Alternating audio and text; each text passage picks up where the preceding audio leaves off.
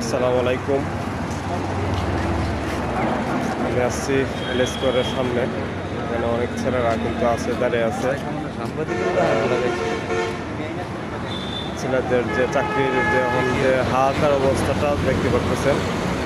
অনেক ছেলেরা প্রায় এখন 9টার উপরে 10টার প্রায় বাজে, এখনও তারা কিন্তু দাঁড়িয়ে আছে।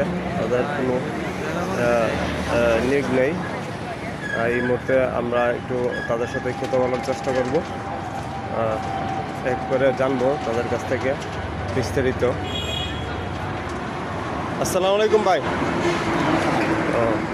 এই চাকরির জন্য আসছিলেন? হ্যাঁ,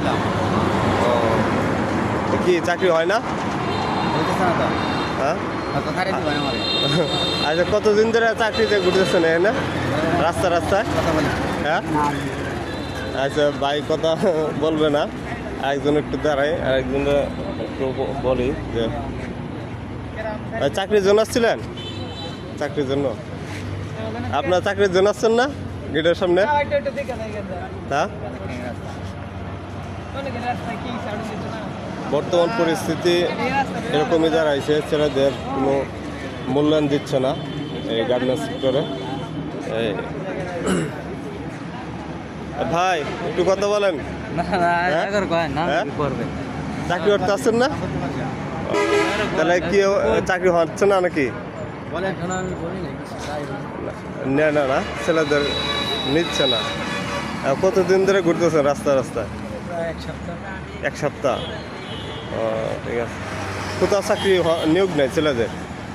বর্তমান পরিস্থিতিতে এইরকম অবস্থা দাঁড়িয়ে আছে যে ছেলেদের মূল্যায়নটা দেওয়া হচ্ছে না গার্মেন্টসে। হ্যাঁ, কর্মকর্তার একটু দৃষ্টি আকর্ষণ করছি, অবশ্যই ছেলেদের মূল্যায়ন দেওয়ার জন্য গার্মেন্টস সেক্টরে বা নিয়োগের যে ব্যবস্থা করে দেওয়ার জন্য একটু আপনারা দৃষ্টি আকর্ষণ করছি। দেখবেন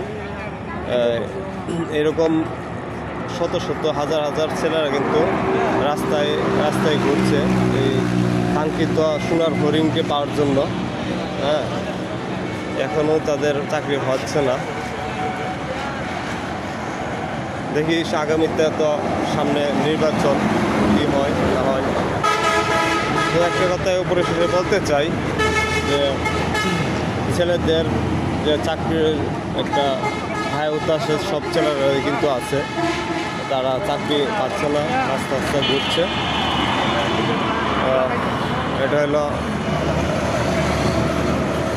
ময়মনসিংহ মহাসড়ক, এর পাশে এল স্কোয়ার।